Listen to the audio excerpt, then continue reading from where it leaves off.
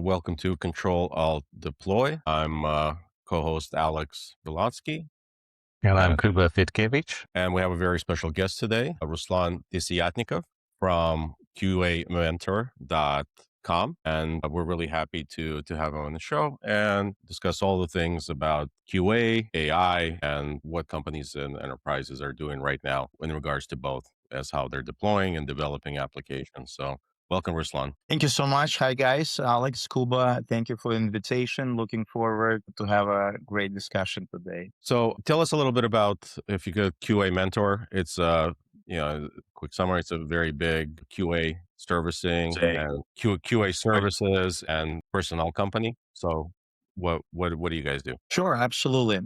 So we started QA Mentor 15 years ago as a one-man shop. I primarily run the business for a year. The main goal was to concentrate on providing strategic support in regards to QA coaching, guidance, helping companies to get to the next level of their quality maturity process, QA audits, transformation. Very quickly, we realized just providing strategic support is not enough for our customers and clients. And we decided to start offering more testing services such as automation testing, performance testing, security testing. We started outsourcing business. We started operations in Ukraine. After that, we started office in India. This is where the major expansion started to took place. We acquired a couple small startup companies along the journey. One company in Ukraine, another company in France, smaller size companies, startup companies. And within the last, I would say, 7 years, the business took traction and we started growing year after year at the rate of 30% on average. We expanded throughout various of different countries around the world. We built testing centers in India, in Ukraine, in Nigeria, in Tunisia. Also, we thinking of expanding even further into the Middle East. We're planning on starting operations in Dubai. We're looking for opportunities as well in Mexico to offer more offshoring type of services, which works very closely to the US time zone. Right now, we offering 32 quality assurance testing services covering various of different industries from financial industry to healthcare, retail, and many others. We are a little over 400 people, nations of employees, consultants, freelancers around the globe. Brilliant, brilliant. That's a really large footprint. As I understand, you also you have a very extensive, long lasting career at very high levels at important enterprises. Tell us a little bit about yourself. Sure. Yeah. I started my career 28 years ago as a junior tester. I had hard time finding job after I graduated, and one of the company offered me a junior tester position. At that time, I have absolutely no clue what testing is all about, what's that position is all about. And since I didn't have multiple options on the table, I just grabbed that opportunity, and I never regret since then. I end up in a startup company in New York City in the advertising industry, and that's where my starting point was in quality assurance software testing domain.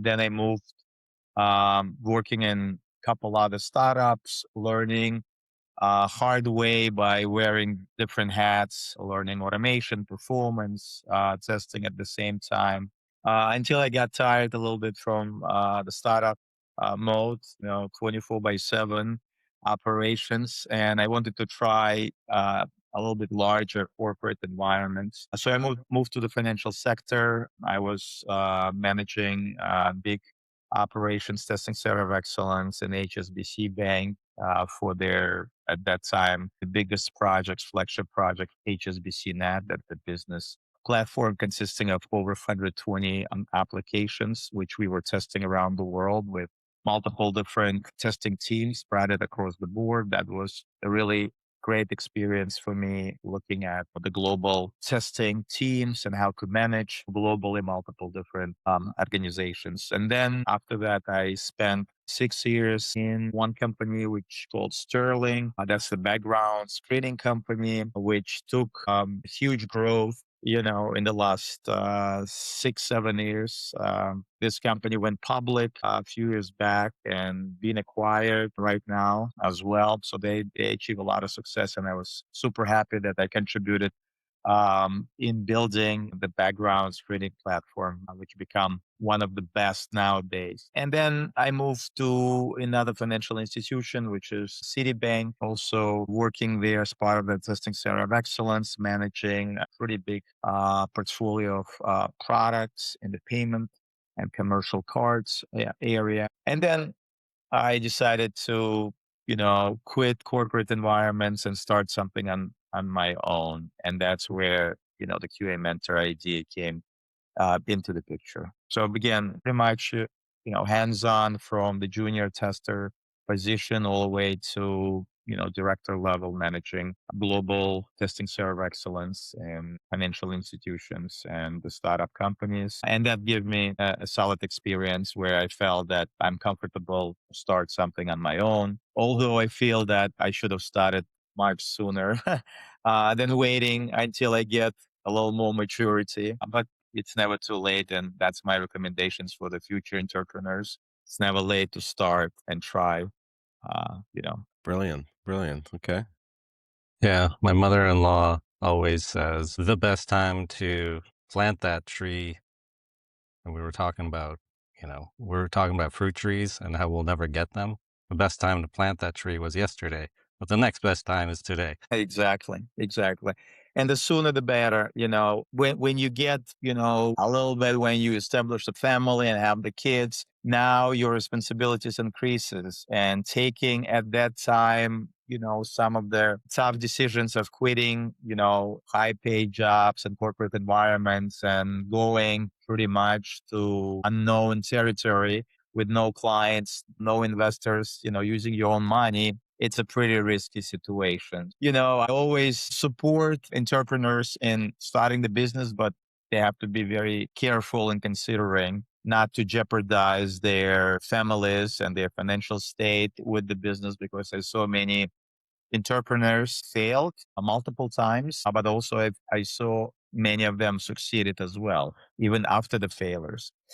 So, follow your dreams. If you feel and believe in the idea, then you should try. Otherwise, you will regret, So I'm a big fan of this. I almost failed because in the first 3 years, we were losing money. We didn't make any money. And, I was thinking maybe I should go back. But then my other side of the brain said, no, you can't be a loser. You cannot go back. How can you lose the game? Try harder. And almost at the fourth year, this is where the melting point started, where we start finally acquiring customers, signing some good deals, and things started to improve until the COVID time. When the COVID hit us tremendously bad, we lost pretty much, 50% of the organization, 50% of the projects. Although that was another interesting,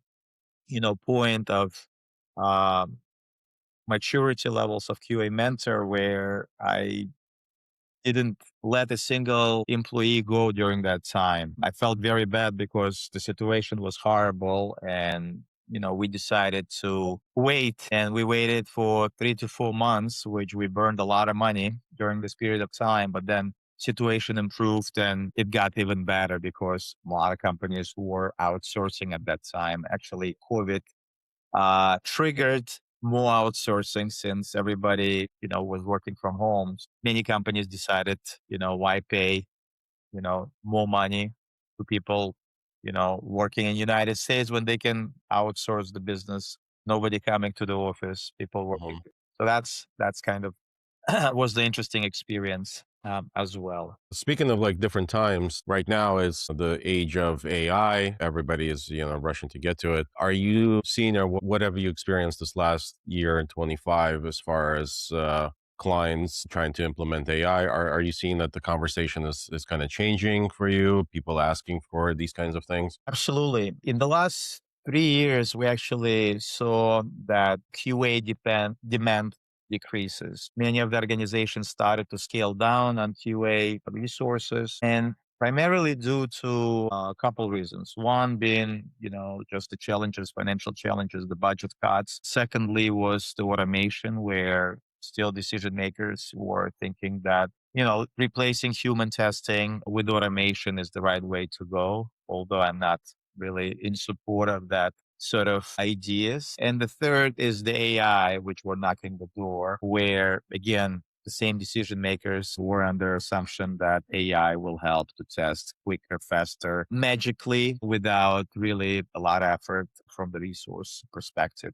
So we see definitely much less demand in certain areas, in certain industries, as compared to 5 years ago, for instance. But, what we see now is kind of two verticals. One vertical is to leverage and utilize AI tools to be more effective, efficient in, increasing the turnaround time for testing execution. And the other aspect is actually testing the AI itself, because many platforms nowadays start implementing AI functionalities built in within their existing platforms. Whoever is not implementing, it means their platform considered to be a legacy. So nowadays, a lot of development is around AI features. And we're dealing with a lot of requests now where organizations are looking for specialized testing skills to test the AI, LLMs, agents, algorithms behind specifically. And for the last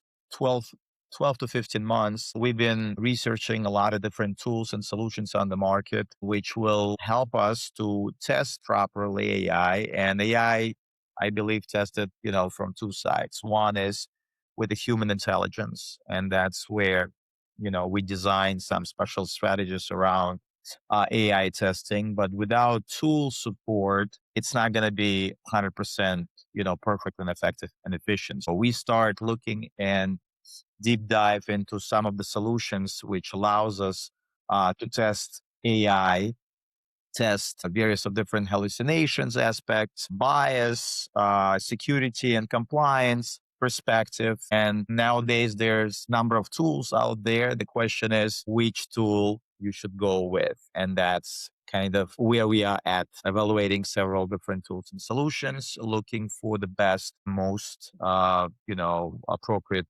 tool out there, which we're going to leverage as part of our overall AI testing strategy, which will be blended in our overall concept of human intelligence software testing, which is essential. And we strongly believe in the combinations of human intelligence mixed with AI automation in order to achieve the best outcomes. Yeah, you need to basically upskill to for all the tools, but on both sides. Like, you have the AI for testing tools that help you improve your manual testing, and then you have testing for AI that are the tools that you need to test the AI with all of those tools and a kind of expanded skill sets. um do you think are engineering and QA teams treating QA skills like still maintaining a kind of box around QA, or are those skill sets required to expand now? And do they still live in QA, or are you like bringing in security and data scientists? How are you seeing that in your org, or even like at your customers? Absolutely. There definitely new skill set which needs to be acquired. Experience, fundamental experience is still there. The testing approach and strategy is still there. But on top of that, there's other areas more technical in nature, which really requires in order to really achieve good results when it comes to AI testing. So areas such as security testing, compliance understanding, performance aspects as well are essential, along with some programming skills, especially, the preferred language for AI is Python. And there's a lot of tools around that programming language, which is requires even for testing to, write some verifications and validation steps. So definitely AI triggers, some technical expertise to raise a bar for traditional, manual testers and acquire those, special skills. And that's, natural evolution where, testers needs to get there, learn that, even though with AI, you can still sort of bypass programming and scripting because you can leverage prompting, and that's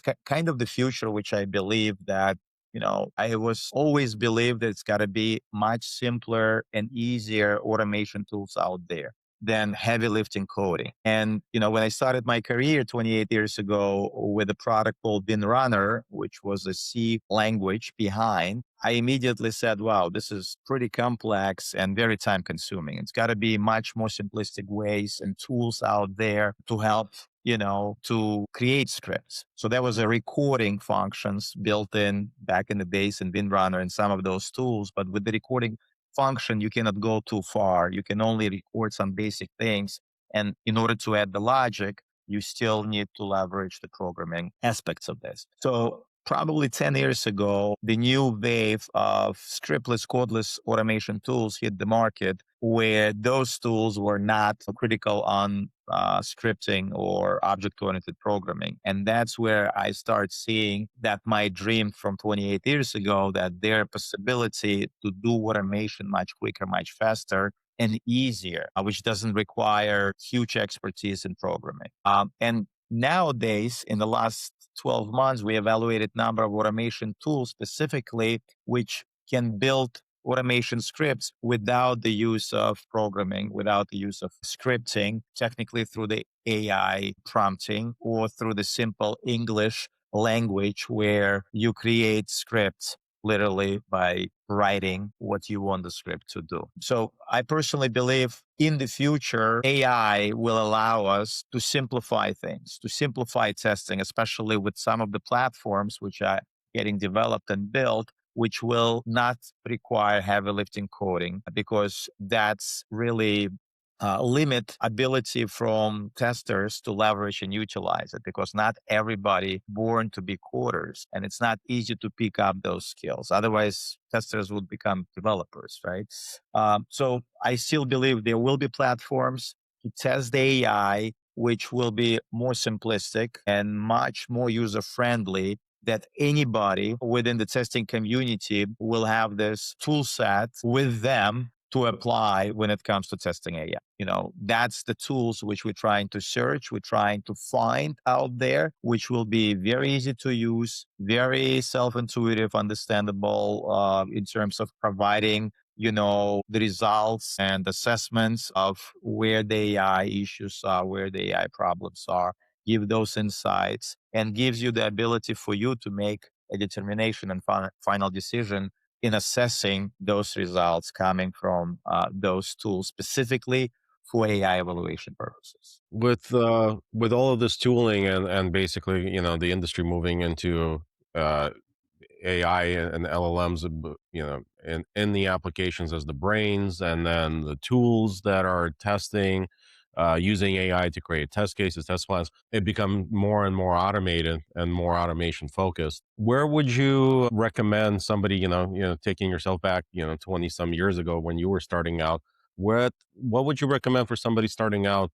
right now in QA in their early parts of their career? What would you recommend that they focus on? Would it be manual? Would it be focusing on learning these tools, jumping right into the more automated parts of it? Absolutely. So obviously, the fundamental base is still the same as the manual testing. You need to understand how to do manual testing to understand, even though, for example, testing AI is slightly different approach, but the baseline is still there. So that's the fundamental step that cannot disappear. But the two other areas is nowadays, which is very marketable, and unfortunately, many QA folks with many years of experience now unemployed. And personally, every day I'm surprised that such a great testers who I personally know and coach and work with without a job. It's very sad to see. But as recommendations for those guys out there is the market needs two things nowadays. The first is AI tools, which can boost your productivity in completing testing, completing test case design, for example, through the automated test case generation. Conversion of the manual test cases into the automation scripts, again, quicker and faster with the use of AI tools predictability of potentially, instead of manually figuring out according to the impact analysis where the changes are within the application, so you can structure the regression testing accordingly. Nowadays, there are tools and solutions where scans the code and different code changes, new code changes, and determines what are the impacted areas are within the applications, and can pool your manual test cases or automation test cases to structure this for the regression testing purposes. So there's a lot of interesting things with the help of AI tools nowadays, which can make you more intelligent as a tester. The second aspect, again, which will be very, very hard, and now it's getting hard, is really to test AI, to fully understand how to attack AI from multiple different angles, starting with the human intelligence testing, but then mixing this with the tools and solutions specifically, which will help you to identify certain things, which will be extra difficult to do this and identify manually, right? So platforms which will allow, testers to provide that additional help in how to check and verify for hallucination, how to check for bias, how to check for drift, how to check for risks and security aspects, how to check, make sure that the trained data is not compromised and nobody can get into it and steal it, for example, or figure out what is there. So all of these areas, with the help of tools specifically to test AI, extremely great skills to acquire in the market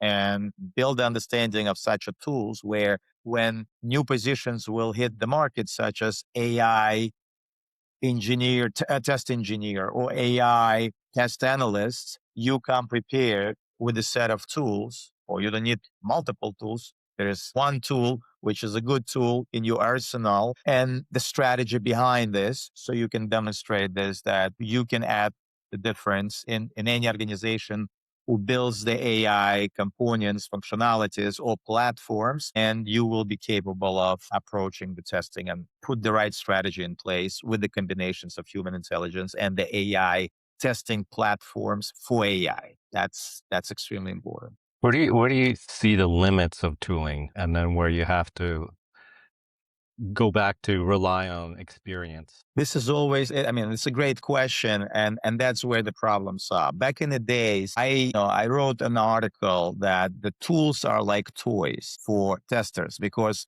people like to experiment on things. It's like a toy. You start with this toy or with this car. In 2 days, you're bored. You want to try another tool. You want to try another car, right, to play with. So this is what I'm seeing all along. Every time there are new tools hit the market, people jump in, they expect, oh, this tool will be much better than the other tool. Let me start doing it. And I saw in my previous experience, I see people who are in automation every year, they say, oh, this technology or this tool is better. Let's just switch to this tool. So they're learning constantly new tools, but the company does not really get any results and any benefits out of this. It's super important because nowadays, especially, there's so many marketing gimmicks out there that this tool is magic, this tool is magic, this tool is magic, this tool is magic.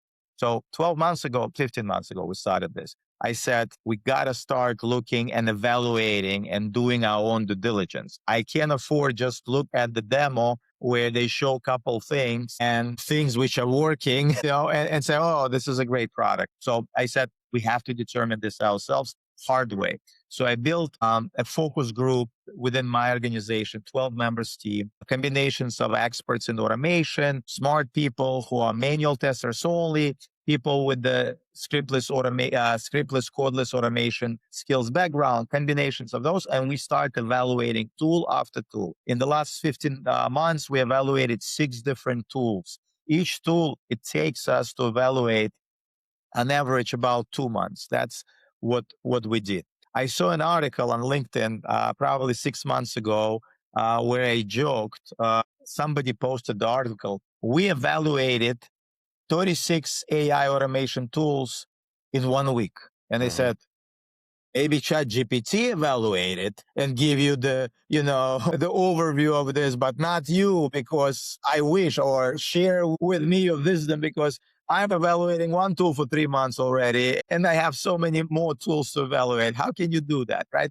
So again, evaluation is deep dive, truly understanding, leveraging the business case, the realistic business case, to assure that this tool is really, solving your problems and customers' issues and everything else. That's why it took us a long time, but we identified two tools specifically for AI testing, not to test AI, but leveraging the AI related testing tools to speed up test automation, to speed up manual test cases creation, to speed up requirements verification and validation, to speed up specifically the logic where we can identify regression testing specifically based on the riskiest areas or impact analysis on the code. And we did a very good and achieved really good results. Now, from this year onwards, we shifted to a totally different area, which is identifying now the platform which will help us to evaluate, to assess, to audit AI,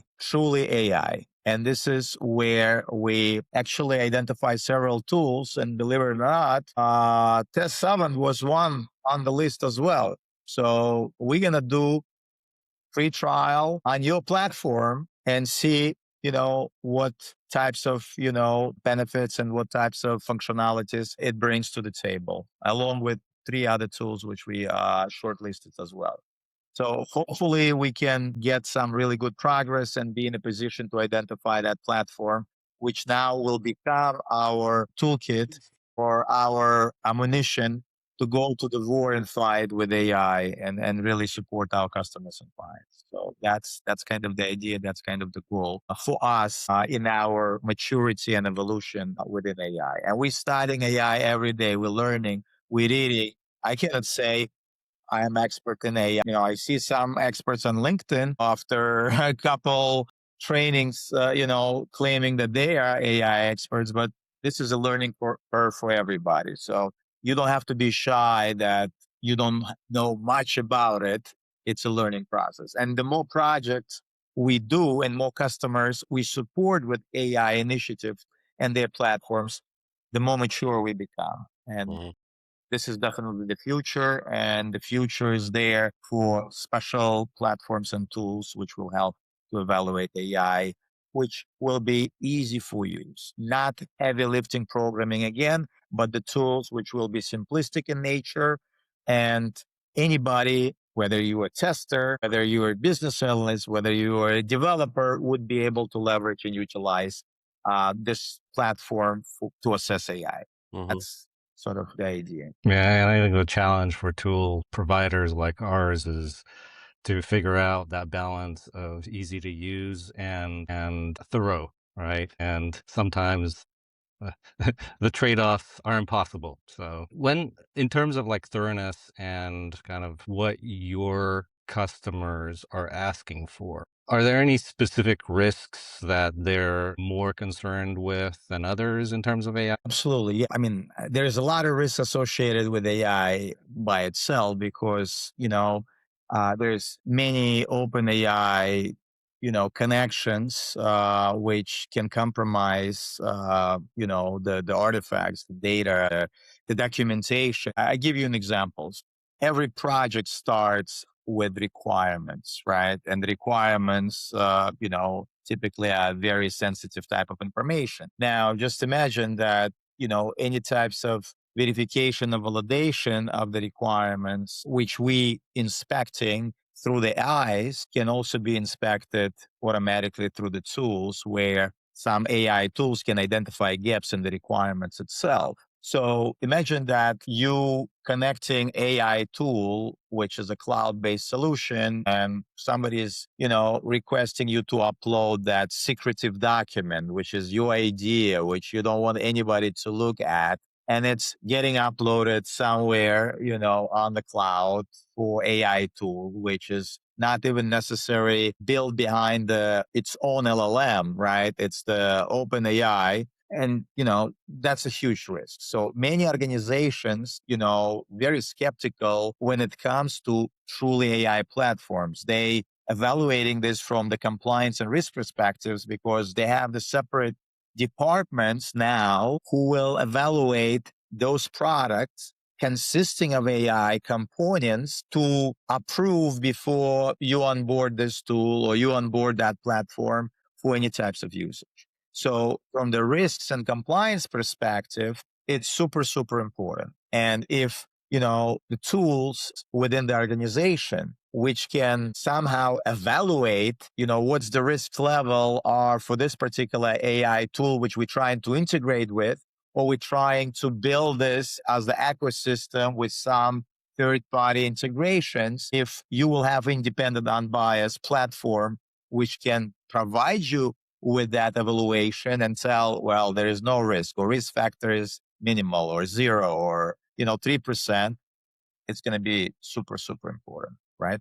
But on top of that, because of everybody building your own AI functionalities, companies will be facing with the same thing when they will outface the clients, and the clients will say how secure your platform is now since you have this exposure to AI functionalities, right? So companies who building platforms with AI need to be able to respond, and get compliant, because their customers and clients who will be leveraging those platforms will ask how secure, how, how all the risks are getting mitigated, right? How I will make sure that nobody can compromise my data, which I'm putting in your platform, which is now supported by AI.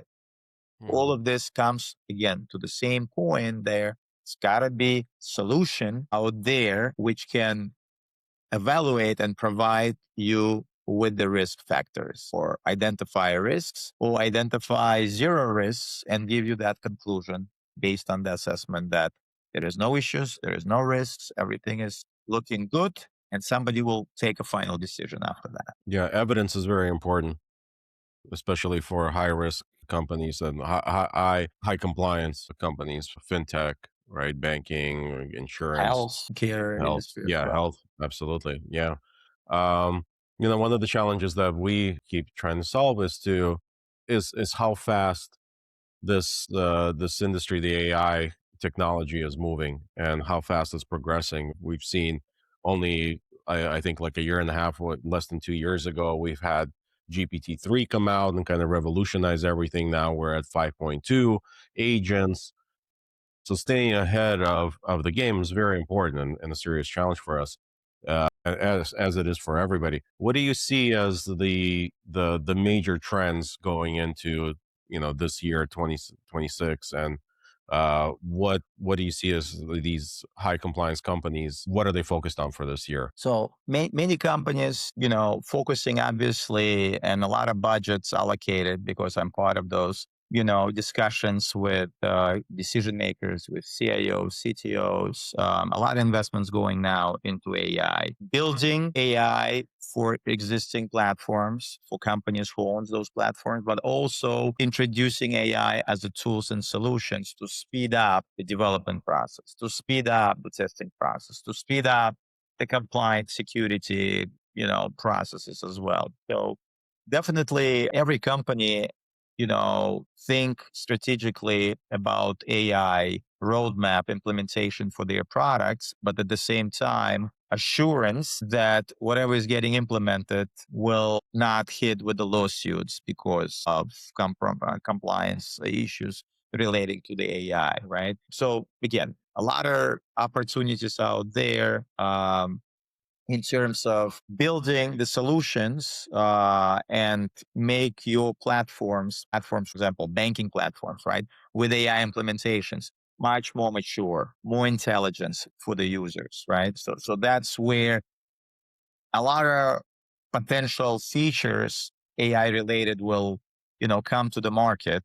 And as a result of this is my hope that we should see again more testing to be done, because there's so many AI and developers can test, their own code and AI, but still I think companies will need unbiased, verification and validation, especially when it comes to AI. So I think we should see a better future and more demand for the testing, specifically AI in the future. And we have to be ready for that, and we have to be prepared for that. So, there's a better days and the brighter future, I think, ahead of us. Although all of these tools as well will replace weak testers, testers who doesn't testers who do not want to think, right, and use their human intelligence. So I strongly believe that, the strongest testers are those who can mix both technology automation solutions with the human intelligent approach to testing. And that's, combo will make sure that those testers will always survive and will always be safe without worry to be removed. So that's my personal opinion. We should see much more testing and demand in testing, because there will be a lot of issues when it comes to AI when you not properly release your platforms with those features, and then production will explode with some, again, lawsuits. And that's my prediction. There will be a lot of lawsuits there related to this area. And for that reason, security and compliance, it's still on right now, and it used to be. There's always money there where companies are taking very seriously about those areas. Security penetration testing, for instance, always in demand, because companies don't want to go live with their first platform without having the security penetration testing. So the same goes for AI.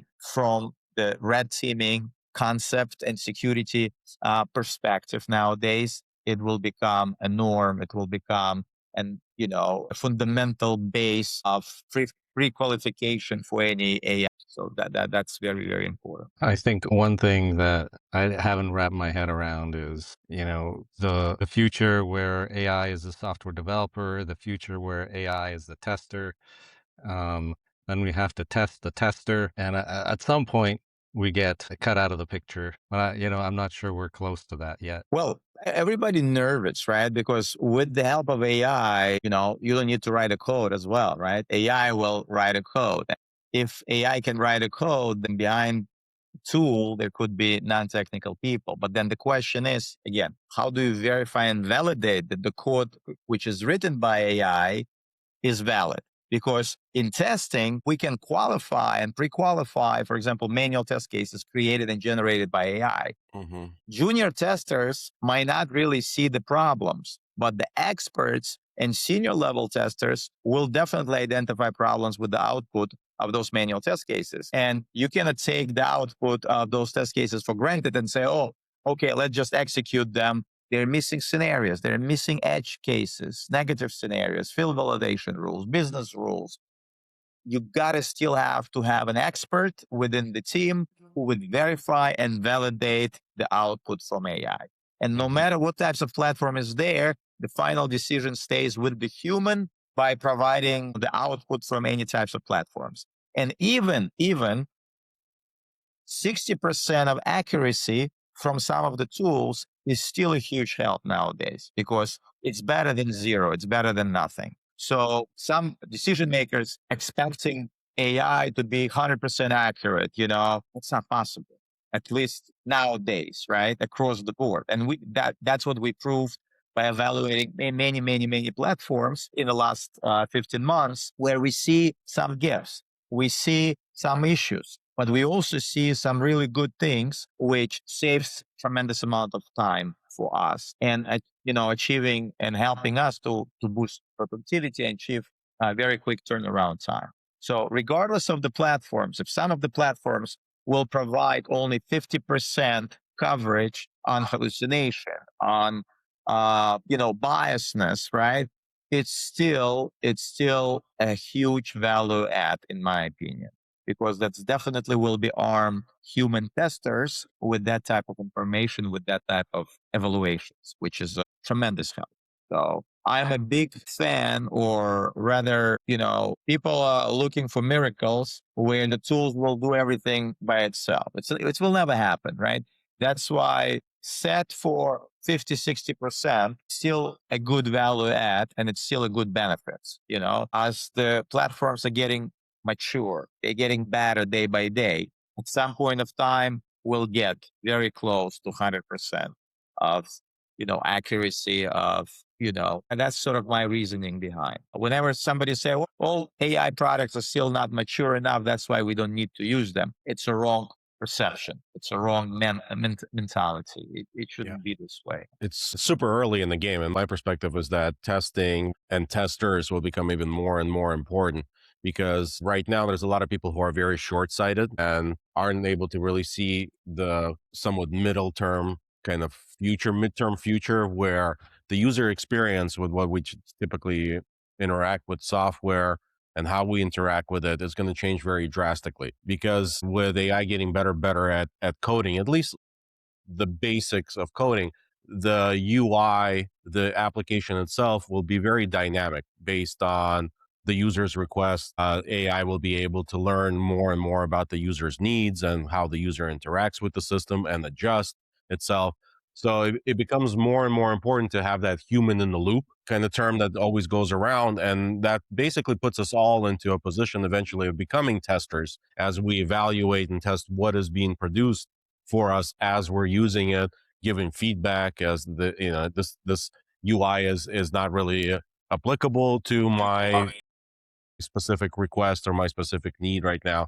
So more things that are static and hard coded in essence become less and less utilized, and more is going to be dynamic, constantly changing. You come in, you make a request, and the application itself is built almost kind of like application, and the agentic background, like the brain behind it, is going to be built for the user and then destroyed after the user is done for it. So it's like basically like disposable applications will become more and more the norm.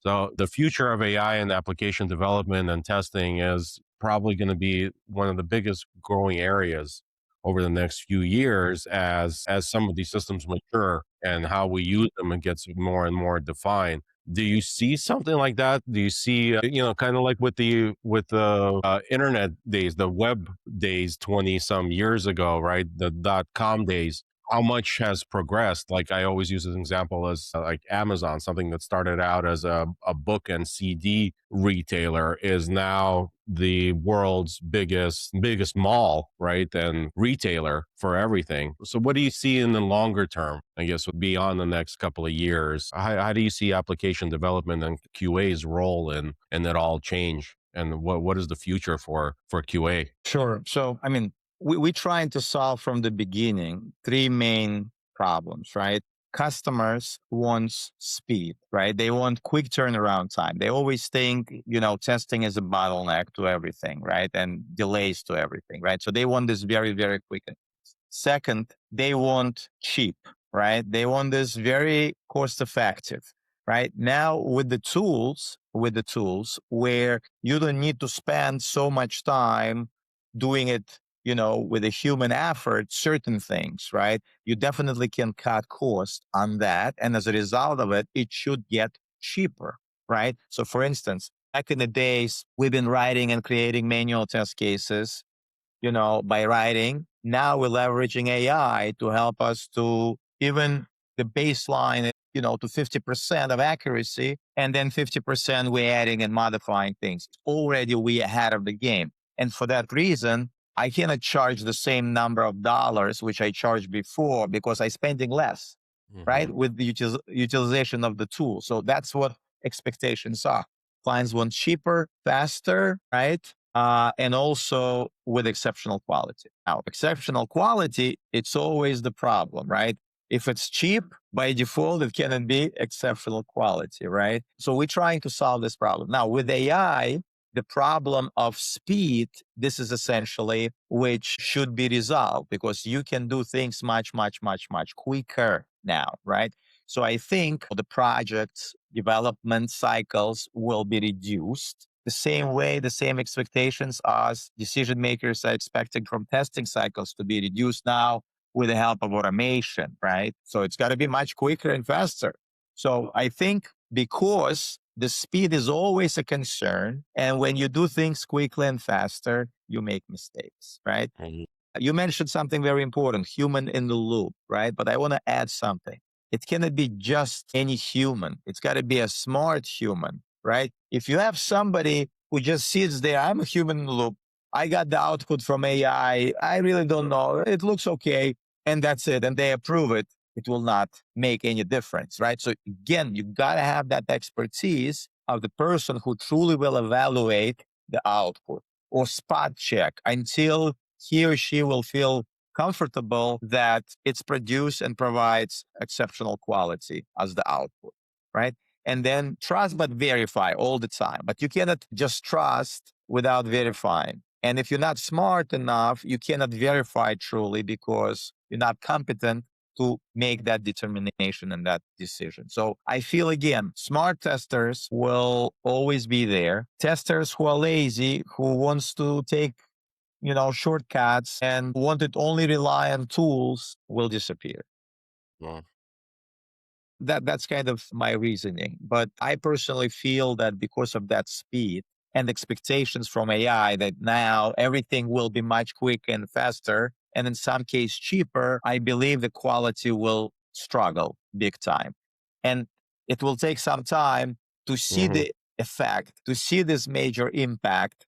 And then everybody will come to a realization we got to test it very, very well because mhm, that's not working. Maybe we're saving money. Maybe we're delivering faster, but the quality is not there. We got tons of complaints, effect leakages, production, firefighting. So that's what I'm afraid will happen. And we will see this relatively sooner than later. And for that reason, again, platforms, tools to test the AI, for example, to evaluate this crazy speed and quality of that outcomes from the AI needs to be strictly verified and mhm. validated. And only tools, in order to keep up with the race, to keep up with the speed, will assist humans to move quick and fast as customers want, because they don't want, again, to testing to become again a bottleneck, even though they say, well, we're at the corner where we got to test AI, but we cannot go back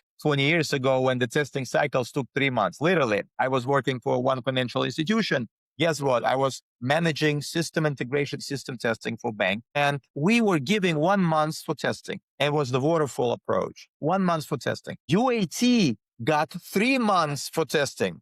And I said, it doesn't make any sense. Why UAT testing is more time than system acceptance, system integration testing, where UAT is like you're going and taking the car for the test drive, right? You're going, before you buy, you take the car and then you buy it. You're not testing, you're not opening the engine, you're not testing everything, right? So that doesn't make sense. So integration testing and user acceptance testing 4 months out of the year for one release. Imagine how long that was. So obviously that cycle is completely unacceptable. It's too lengthy, right? But with the AI, expectations are much higher. Speed Mhm, is there, but the quality will be a concern item. So that's why we need rail guards, right? We got to establish those checkpoints throughout, and those checkpoints can only be done by testing professionals to test this properly, to make sure there is no biasness when the developers is testing its own thing. So I believe there will be need for testing mhm, again